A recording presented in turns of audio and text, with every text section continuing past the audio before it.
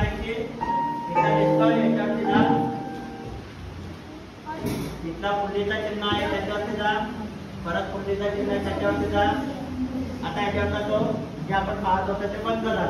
आता संगणक रिफ्रेश करायचा, मग त्याची राईट की दाबायची इकडची. तुम्हाला नाही जमलं हे बघा असं असं दाबा, 2 वेळा दाबला की त्याचं बघा याचा रिफ्रेश येतो बघा. म्हणजे संगणकामध्ये जर एखादा व्हायरस वगैरे गेला असेल तर तो थोड्या वेळासाठी नष्ट होतो आणि म्हणून तो रिफ्रेश करायचा म्हणतात त्याला. आणि मग हा कर्सर घेऊन हात फिरवला तर तुम्ही माऊस त्या कर्सर फिरता यायचं. इथं आल्यावर त्याला लेफ्ट की करायची, पण त्याच्याने उपयोग होणार नाही आपल्या लक्षात घ्या. पुन्हा बाजूला जायचं, क्लिक करायची, परत इकडे यायचं. आता राईट क्लिक करा त्याच्यावरती.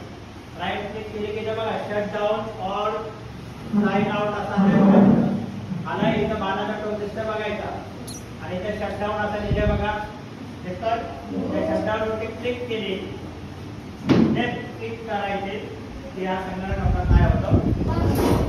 आता बंद होईपर्यंत थांबायचं, वेट करायचा, घाई गडबड करायची नाही. संगणक खूप नाजूक गोष्ट आहे, लाईट वरती चालवणारे ते घाई गडबड करायची नाही.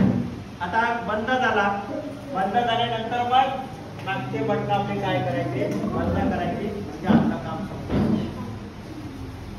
अशा पद्धतीने संगणकाला उद्यापासून मी परिपाठाच्या